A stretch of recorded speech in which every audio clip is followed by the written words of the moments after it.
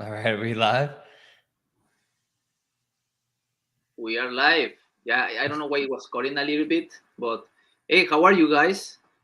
Um, Today we're gonna be talking about something really interesting. When it comes to real estate transactions, it's good to know about, like, everybody knows about the traditional sale. Get a loan, do cash. I mean, those are good. Have someone to get a loan. Cash is easy, is speed, is convenience. If you find someone with cash, it's like, hey, we're ready to go. Let's do it. But when it comes to cash, sometimes it's you like someone buys a house, a property for a discount, so it's not always the best. But in sometimes doing a traditional sale can be detrimental for everybody. Whether you are a seller, an agent, an investor, it sometimes it's not the right fit. So today, um, we're gonna talk about why sometimes it's a detriment for everybody. Why it's good to know about other ways to buy and sell real estate. Using creative finance. So that's why I have today an amazing guest. He's crushing it right now. He has helped a lot of sellers. He has helped a lot of agents. He has done a lot of deals in Arizona. He's based in Arizona. Houston Becquet. So Houston, how are you, man? I'm doing great. Thank you for having me, Antonio. Really appreciate it. Yeah, no, absolutely. I'm based here out of Arizona. I've only done a couple deals here though, and that's kind of the beauty of, being a real estate investor. Most of this can be done virtually, and so I've actually have never seen any of the deals I've ever done besides the one that I sold to Kevin Cho. And we went and actually did like a little welcoming party, and it was actually a lot of fun. But I've never seen any of these properties in person, so you can do this 100% virtually.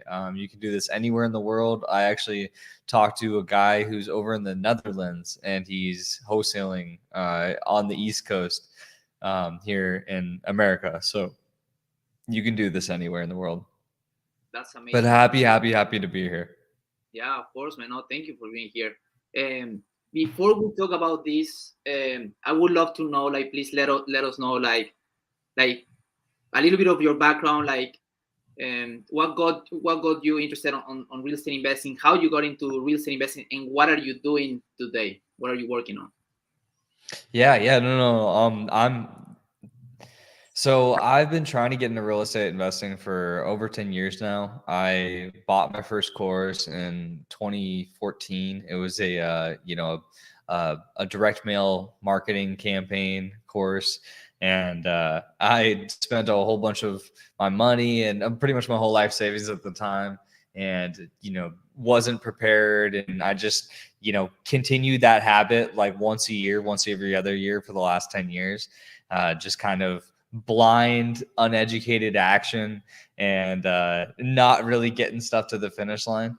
My biggest change in the real estate world was getting around a community of people that were actively doing deals and realizing I didn't need to do all of this myself. No, I did not at all. I was always had this mentality of I don't want to accept handouts, and I want to be self-made, but really that's a limiting belief. And I'm telling you, self-made is such a silly title, because even the people that are self-made never made money without another person. I mean, you can't make money in this world without another person. And so I realized that a little bit too late, but hey, better late than never. And so got around a group of people that were doing it, and it was off to the races.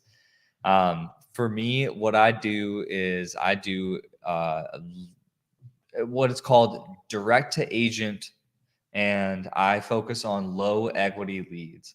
And so these leads are people that happen to have purchased in the last usually year to 3 years. And for whatever reason, they have to move all of a sudden.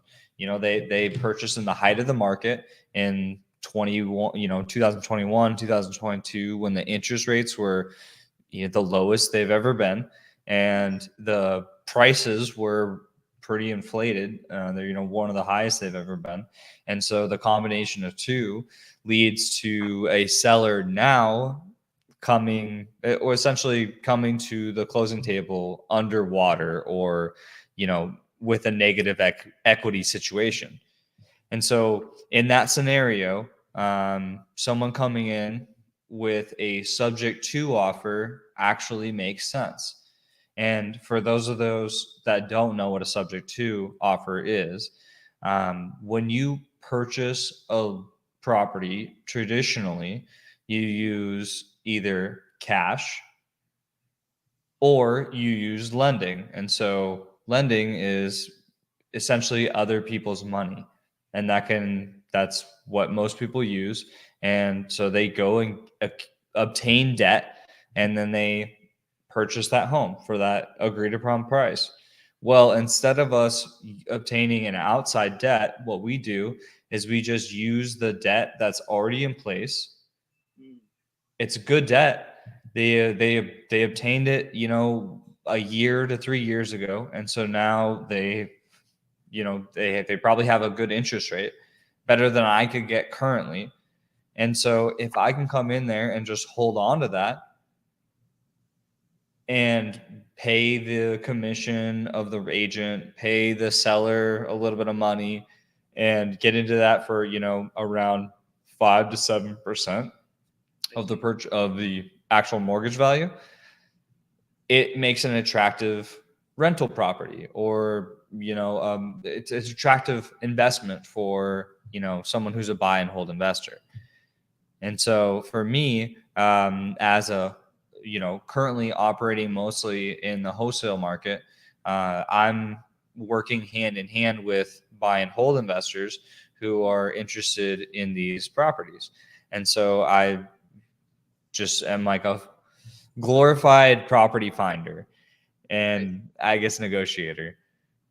Okay, interesting. No, that's really good. But you know, you mentioned they're subject to, right? You mentioned when sellers bought their house so recently, you know, within 3 to 1 years, like you mentioned, they're underwater. But why don't buy these houses, you know, getting a loan or cash, right? Why wouldn't I? Yeah. This is a great question. This is a great question. I get this question every single time I approach an agent with a subject to offer. And my answer every time is, if you look at the current interest rates, you know, which are around 6 to 7% on a, you know, on a homestead buyer loan. If I wanted to obtain some kind of investor loan, like a DSCR loan, the interest rates are going to be much, much higher, which is what most investors would be utilizing. And so you're talking anywhere from 8 to 12% on these loans. And in order to cash flow, you'd have to obtain these properties for significantly lower than their asking price, than their list price.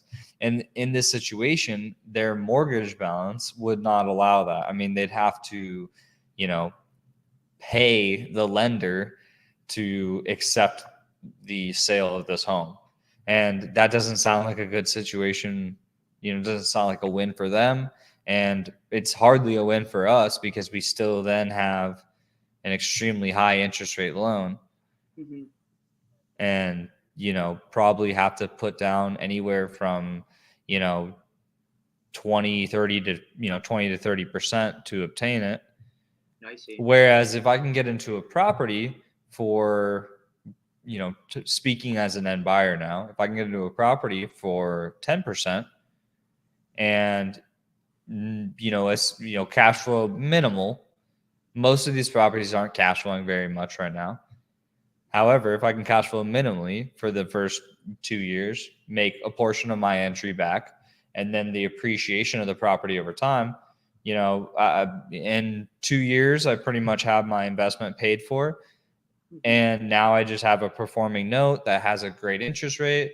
I can then package that up and, you know, as a wrap, and just get out of the deal entirely. I could then sell that. I could actually, you know, then this is opening a whole nother can of worms, but you can actually sell that note or your equitable interest in that note, even if it's not under your name. Pretty interesting. But that's for another conversation. Yeah, I get it. Interesting, so that's really good. Now, I have a question for you. So, based on what you said, what are the benefits for anybody to know about creative finance strategies in real estate? Like not only for real estate investors, like for even homeowners and for agents. Absolutely. Yeah. So this is not, the ideal situation for everybody. I always tell the agents or the seller that, hey, this is a plan C situation. Hey, it's always the most ideal situation is getting the homeowner completely cleared of everything and just wiping their hands, even if they have to break even. And I tell them that. I tell them that all the time. Every agent actually. However, in certain situations, most of the situations that we come into, the sellers are actually in financial turmoil, a physical turmoil, a emotional turmoil. We deal all the time with people that are going through separations, divorces. We deal all the time with people who are behind on their payments. I mean, sometimes very, very behind. I mean, we just came across a property, just the other day where they were $50,000 in arrears. And these are all stacking up because of the forbearances. And so in different states, they had different laws that allowed them to kind of defer payments down the road. And holy cow, she's trying to sell to us, and she has $50,000 in arrears, and then she's asking for another $10,000, and her mortgage balance is already over what the market is saying it's worth. And then she's still demanding $10,000. And so we come across a lot of different situations where, anywhere from somebody who's, hey, like this is their second home, a lot of military families, a lot of VA loans, who are, they're just relocated they just relocated, they have no say in it. This is, they can't say no. And so they just move with the promotion. And a lot of times they can't afford the second or third mortgage payment, and it sucks. So they're sitting there hemorrhaging each month.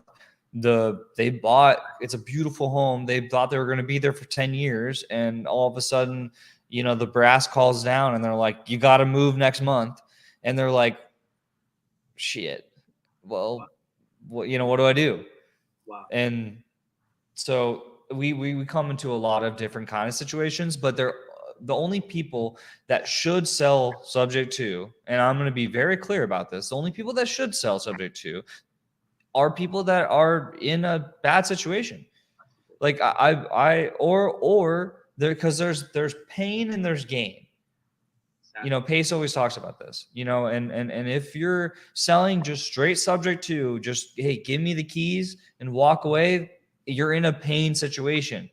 And like I said, most of the people that we talk to, most of the homes that we buy are actually in arrears, whether it's been, 2 months, or in that case with 50,000, it was 50 months.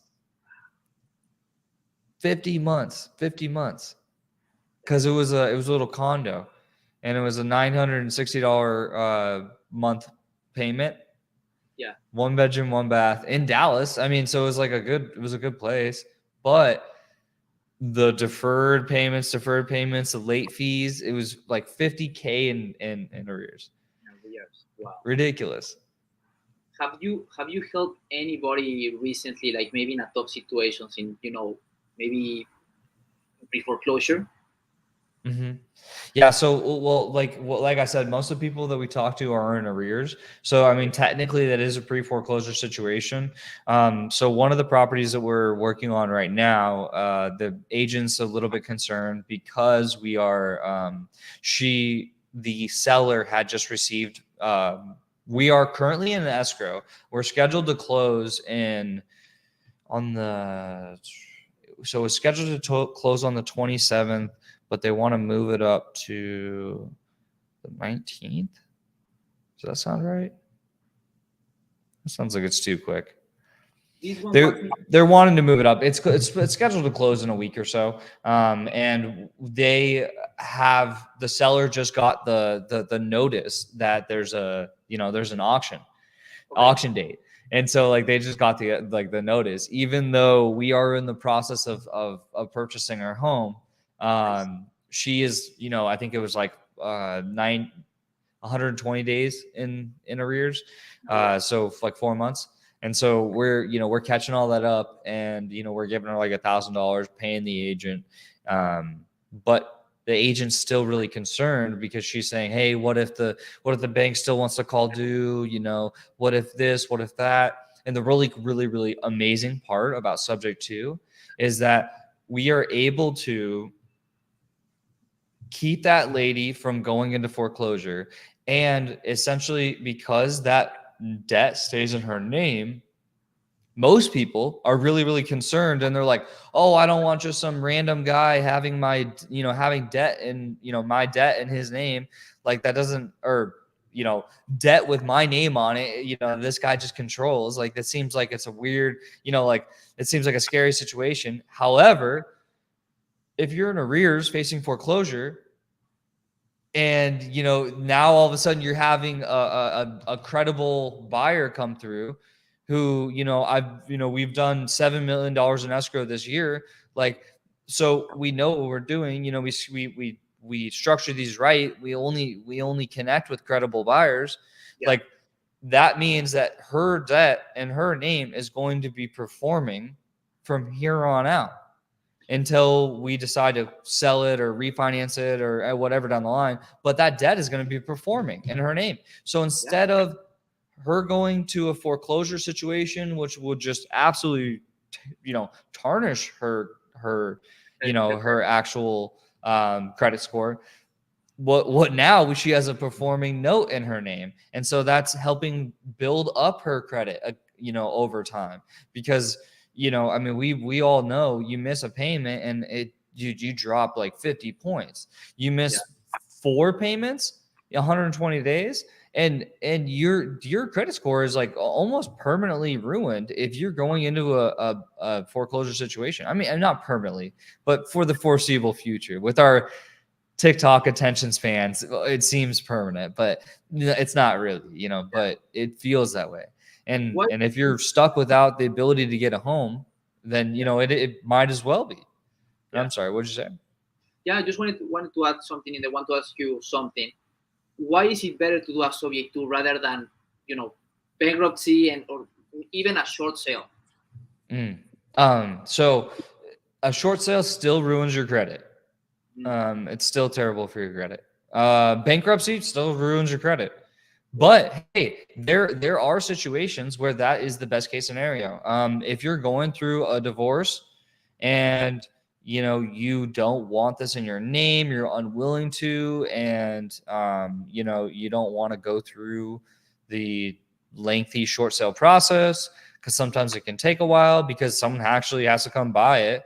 And it has to be for a price that the bank's willing to accept. And if you're underwater significantly, like, the bank is just willing to like leave it on market for sometimes over a year, I've seen. And so it really, because I mean, they're not in the business of owning homes, they're in the business of owning debt. And so really what they're trying to do is just clear that debt and get more debt, and lend out to a more credible person. And so with those short sale situations, with the pre-foreclosure situations, it still fucks up your credit, but you could get, it could be beneficial in some situations. You have to look at all different methods of sale. You can't just look at SubTo. SubTo, even though that is my entire business model, is not the entire repertoire of sales, procedures or transactions. There's so many other tools in the tool belt, so to speak, that you need to look at. And I encourage all of my sellers, all of my agents, to look at. I will even tell them about those things if they don't know about them, because the subject to it has its inherent liabilities, and they need to be aware of those, and it needs to be a specific situation. Even though it's an amazing solution, it needs to be perfect. It needs to be like a perfect fit. That's so good, Houston. I think when it comes to subject to, I don't know, what would you say to this? It's not about the transaction, but who you are doing the transaction with, right? Mm-hmm. When it comes to subject to, you gotta work with someone that has done many of these deals before, has a team, maybe has a transaction coordinator on the team, has settlement statements, has money in their real estate company, right? So I don't know if maybe we can do like a deal breakdown of recent transactions you have done. Maybe this one on of this seller that you help avoid foreclosure. Would you like to talk about this deal and break it down? Yeah, I'd be happy to. Yeah, I'd be happy to. I actually brought one just in case you wanted to go down that route. So if you just wanted to like share your screen or something, I can do this. Let me see. Awesome. I wanted to blank out the actual personal information just so I don't, for YouTube, if wherever you decide to upload this, I didn't want to step on any toes or anything. But this is a deal that we just closed recently. It's a home in Killeen, Texas. It's a situation where the seller, they actually had split up. So they're not married yet, but they had separated, which made it really, really easy to do a subject to, because only one of them was actually on the mortgage. It was really, really nice. So just for everybody watching, you can do a subject to on a divorce or separation. Everyone says it can get really messy, and it can. However, the best case scenario is if only one party is actually on the mortgage. If it doesn't matter if they're both on the deed, because you're transferring that over to you, it removes them from that anyways. However, if they're both on the mortgage, then that's something that's going to stay in place for potentially a long time. And so that is a big sticking point for a lot of people. We got really lucky in this situation we got lucky. It's hard. I feel really bad saying that when this is a divorce, like a separation situation, but it was fortunate for the subject to transaction in this situation where the sellers were not married, and only the gentleman's name was actually on the mortgage itself. They're a military couple. And so these military people just, they, like I mentioned right before, like just not 5 minutes ago, they were stationed here, and then, got the call literally 9 months later that they're, stationed halfway across the country, and, they don't want to be a landlord for a single property. And with this particular one, it doesn't really cash flow very much. I think it was about break even on the long-term rental side. So, what's the point of hiring someone to come and check it out where you're just losing money each month? And, Killeen's it's not appreciating super quickly. So, there wouldn't be the play there. But anyways, so in this situation, the sellers split up. Only one person's on the mortgage. Worked great for subject to transaction. What we were able to do is come in here and actually pay off I'm sorry, that's incorrect. We're coming here and take over subject to the terms originally. This oops. Nice. Okay. So subject to the original terms that this mortgage amount of $280,000. Again, I'm so sorry. That's incorrect. We see, I'm still learning as we go too. We actually took over the mortgage amount. I was going to say that seemed high. We took over the mortgage amount of $230,000. The $280,000 includes the $43,000 of solar panels and the $7,150 worth of down payment assistance. And this is really important to note because a lot of people think that you cannot take over down payment assistance or second position notes subject to. Well, you definitely can. You definitely can. This is testament to it, as well as solar panels. Mm-hmm. People ask me all the time, Houston, can you take over? But I wanted to do the home subject to, but it has solar panels. Mm-hmm. What That's type no of problem. loan do they have on this house? I'm sorry? What type of loan?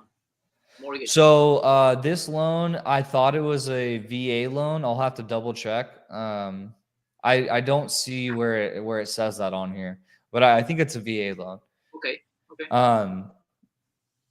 I didn't want to pull up the actual mortgage statement because it has a lot of personal information, and I just out of respect. Yeah. But maybe we can do that in a follow-up video or something. Like once I like redact some of the information. But so essentially I wanted to break this down.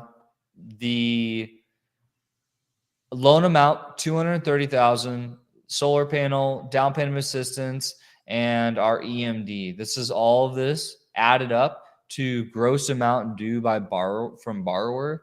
Their borrower that's essentially like the buyer, but I'm not sure why they have that kind of terminology in there. It must be something above my pay grade. This settlement charges right here. This is the total amount of money that's coming back to people besides the buyer. And so if we go down to the bottom here, it'll be the settlement charges right here. And this is where you're going to see as someone that's just in there quick transactionally, like a wholesaler, this is where you're going to see where the deal breakdown. And so for here, you can see, there was essentially all of the agent commission because we were paying the agent commission, TC fee, earnest money, assignment, all of this added and subtracted up. Our total take home on this particular deal was $15,461. Houston, can you zoom in a little bit more? I think I can. Here you go. Thank you, man. So you got, for finding the deal, you assigned it to a buyer, and it was $15,461. Correct. Yep. So we picked up this deal. Essentially, all we did was pay the seller. I think it was like $1,000 or something like that. We paid the agent like $4,000 or $5,000. So we were only into this deal like $6,000, and then we got an end buyer for $22,000, and I'm sorry, $21,000 and change or whatever. And with all the fees and stuff, our take home on this one was $15,000. Okay. So we assigned it, and this was our assignment fee. Cool, man. Oh, really nice. And it was a win-win for everybody. It was a win-win.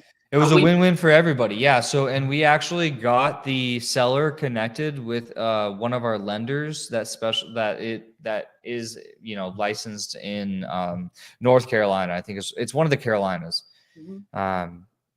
Shoot, I'm so sorry. They all kind of blend together. But one of the Carolinas, we hooked them up with one of our lenders, and they're actually, because they were really afraid that this was going to tie up their benefits. However, they didn't know that you can actually get second and third tier entitlements.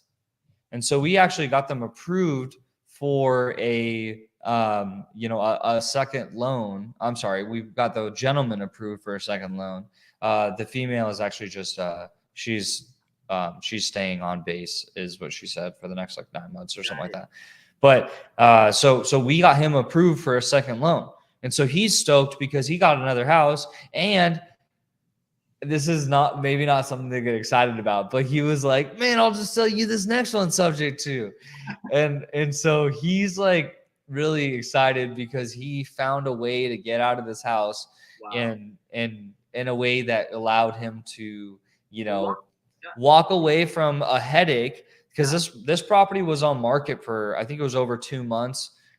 before I talked to him. And then it was Okay. on market for another month and a half before we closed. And so they had been sitting there on, you know, paying for 3 months worth of a mortgage payment that they weren't living in a home. And so it's, you know, it sucked for them, but you know, this was a good solution, or the best of the worst solutions. And now, you know, we walked away with, you know, a good assignment fee.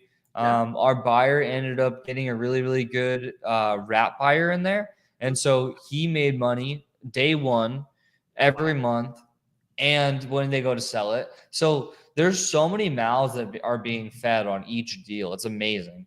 Like the back up here, there's like the escrow fee. And so this means that like we have 4 deals right now through the same escrow agent, Shay Johnson. Shout out Shay Johnson at Patent Title. If you have anything going on in the, you know, I want to say like almost anywhere in Texas, but really like in the Killeen, Houston, like area, that's probably going to be like a Killeen, Houston, Austin area. Those are like the major metro areas. Like she's amazing. She knows a lot, has a lot of connections out there. Shay Johnson, Patent Title. Houston, I want to There's something. Where in the HUD does it say subject to? You know, because we get a lot that subject to is not legal. Like where in the HUD does it say subject to or taking over mortgage so payment? there's 2 points. There's actually 2 points on the actual HUD. And for people that don't know, this is the HUD statement. And so it's the Housing of Urban Development statement that is the settlement, the total settlement statement. So like this is the government, what's the word? What's the correct word for it? The government, like, standardized form. I think that's the word I'm looking for, where essentially every single property closed through escrow is issued one of these forms. And it's the total breakdown of all the finances of a deal. And so this is a very standardized form, and any deal that goes through escrow has to have it. And so for anybody to say that a subject to transaction or subject to isn't a real thing hasn't really done their homework. They haven't really gone through a HUD statement before, because then they would have seen that there's actually a couple different points in the statement that specifically states subject to. And so that would be line 203 and 503. Is subject to legal in what states is subject to legal? It's legal in all 50 states. And it's more than that. I actually know that people have done subject to transactions in other countries as well. I cannot speak to other countries, but I was just reading that someone just closed on a property in I believe it was Croatia, on this beautiful property subject to in Croatia. So like I don't know the laws in other countries, but I'm just saying like this is now just starting to be, I guess, popularized, but it's been around for a long time, long enough so that the HUD, the Housing and Urban Development, you know, committee actually recognizes it and puts it in their into their document. I mean, like that's like that's like the biggest, you know, stamp of approval anybody could get. And so these are the actual lines where it states subject to. And so this one, since it is the gross amount to borrower, if I was selling this, so this is like my, to be clear, this is the buyer's side of the settlement statement. The seller has the exact same thing, but essentially all this stuff is transferred over to this side, and the breakdown is just a little tiny bit different, but all the numbers add up. And so over here on the buyer side, because I'm on the buyer side, it'll say that I'm taking $230,000 of an existing loan over subject to, says right here. On a VA loan. So Correct. You can do this with a VA loan, conventional loan, FHA loan. You can do it on like a hard money loan, but it'd probably be a terrible idea. And then a lot of the construction loans and stuff like that have like different kind of lending stipulations, and some of them aren't really allowed. But you can do it on all these different kind of loans, and we did do it on a VA loan in this case. cool, man. And we did it on a solar panel loan. And we did it on a down payment assistance loan. So don't come to me and tell me you can't do it. You can definitely do it. So good, man. So good. Mm-hmm. So there you go, guys. I mean, you can see here, I mean, Houston is showing us a real deal. He's even showing us the settlement statement. So you can see that this is real. This happened. And look, that's the house. Again, I didn't like. I want to be able to share this stuff. So please, I'm gonna put my contact information down below, and you guys can reach out to me, and I'm happy to share this stuff with you without the redaction. I just don't want to get Tonyo into trouble on YouTube or anything. But so good, Houston. Like, just real quick, like during these conversations with the agent, like, what were one of the main concerns the agent had with subject to? The main concern they have with subject to is their client's name being on the mortgage and the actual liability of their client if I were to default for whatever reason. And that's an extremely valid concern, and that's something that should not be taken lightly. So, I like to tackle that situation by saying, like, hey, know your buyer. Like, make sure, like, vet your buyers. Like, make sure that you have a credible person that is going to be purchasing your home. And, I almost say that with a grain of salt too, because it's kind of funny, because I started saying that when I had zero credibility, when I had zero deals done. But I had a genuine desire to help the seller and a genuine desire to do anything in my power that I could to empower them and give them all the information I could. So I was confidently saying that, like, hey, I will do everything in my power to make sure that this is, a win-win scenario, and do everything I can to not default. However, if I am to default for whatever reason, and Pace always says if I'm abducted by aliens, Tanisha always says if I'm hit by a Mack truck, there's all these. Everyone has their own different way of saying it. I always say if I wake up, or just if I don't wake up tomorrow and I'm not able to make the payment, it doesn't go to my next of kin.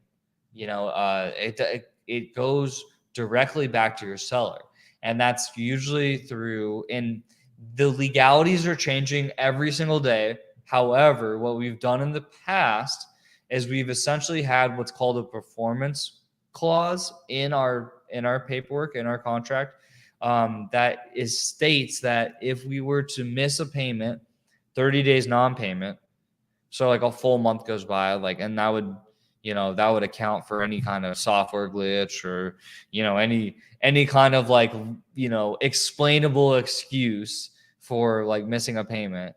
30 days is plenty of time to make it up. Then that would be actually eligible to be transferred back to the seller, like, free of any, foreclosure proceedings or any kind of legalities. They would just inherit the property back with any kind of property improvement, any kind of principal pay down, any kind of equity of, appreciation accrued.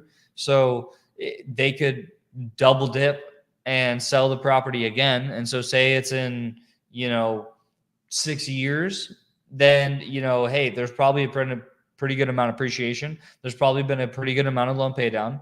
And we probably, if we're renting it traditionally, we probably, put new carpet in, new paint in, probably twice by now. Maybe even more capital improvements, because we're always trying to force, equity. So, they get to inherit all that.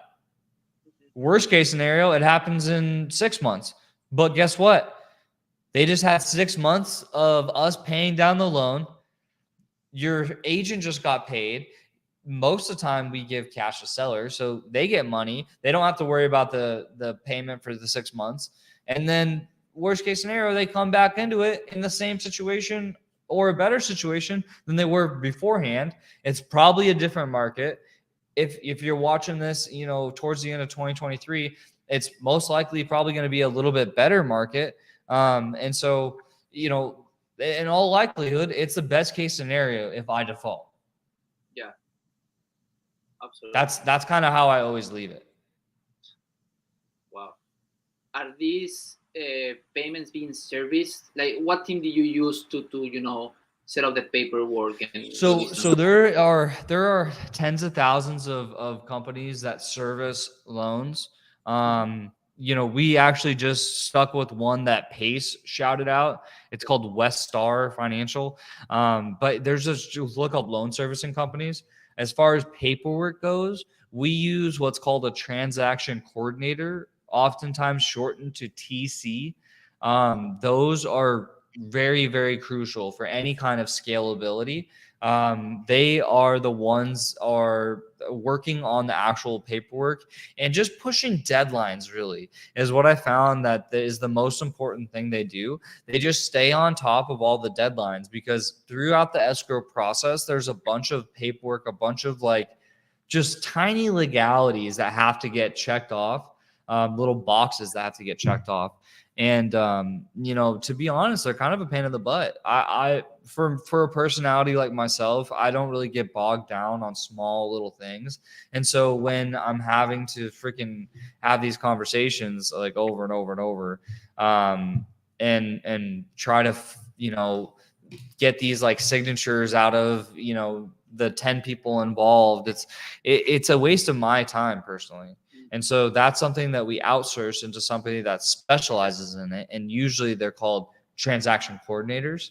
And we use an in-house transaction coordinator that we now pay monthly. And she just handles all of our files. Wow. Mm-hmm. So good, man. Houston, thank you so much for sharing all of this. You can see Absolutely. like this. I mean, how many deals like this? How many subject to deals do you think are happening every day or a month? Like so, in just the SubTo group, I see like anywhere from like 5 to 10 deals going on like a day. So if let's just say working days only. So let's just say we got like 20 on the conservative side, 20 deals a week in SubTo alone. And that's like a fraction of the market. I mean, dude, there is so much room to grow. There's so many, like when people think that like there's, not enough room in the market, or when they think that hey, this is too saturated, or, hey, I missed the boat. No. You're thinking about it all wrong. And I'm telling you, you're not going to succeed in anything if that's the kind of attitude you're bringing to everything. And so I'm telling you, there's so much room to grow. There's so much room for improvement. And it's a very valuable way to invest in real estate right now in the current market. Everything shifts. It's not going to last forever, but currently in the current market, it's an amazing tool in the tool belt. Mm-hmm.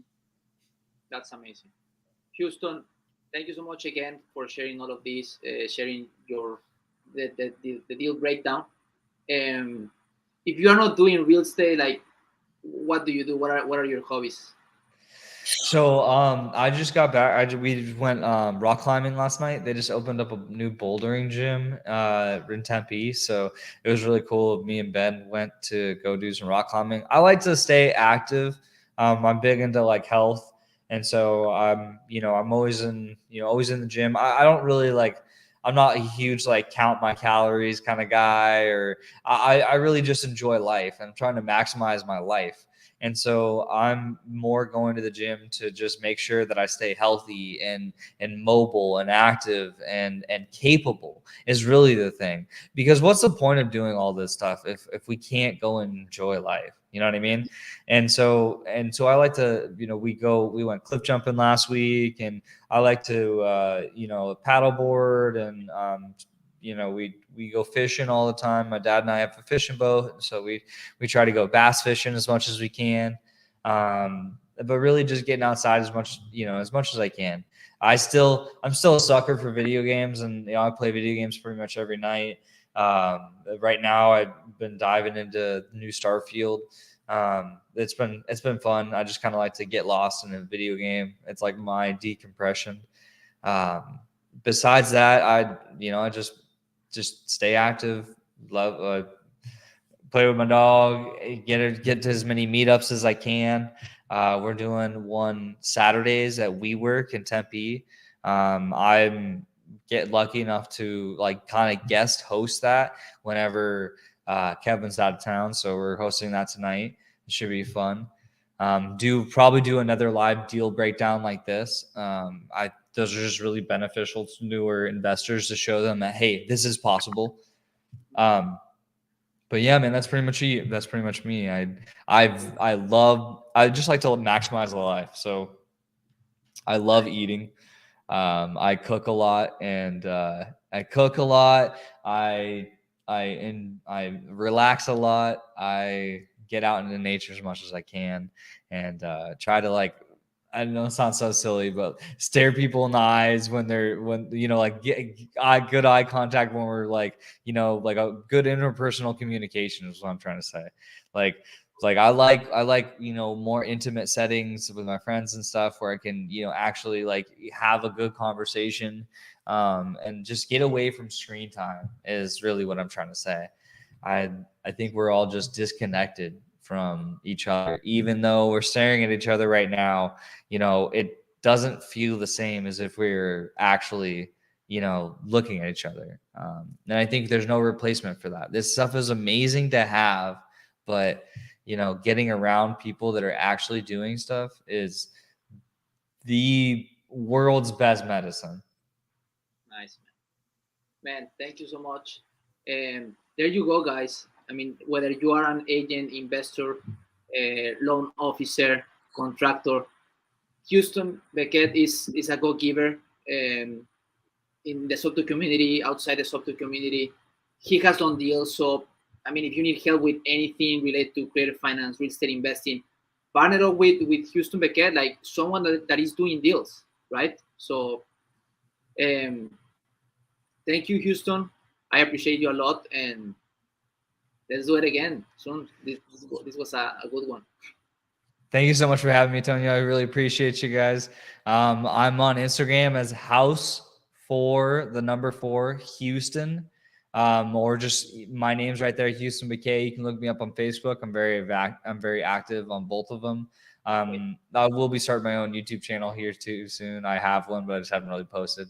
I'm always happy to help. Please feel free to reach out. I would love to. My mission is to help as many people get their first deal as possible. We're currently in JV deals with 3 people, and this is going to be their first deal right now. So it's super really, that's like that's the best part that's the best part of my job, is actually like seeing other people so excited that like this is changing their life. Like that's been the best part about my job. So yeah, I'd love to connect. Anybody want to connect with me? I just gave you my details, and thank you so very much for having me, Tonio.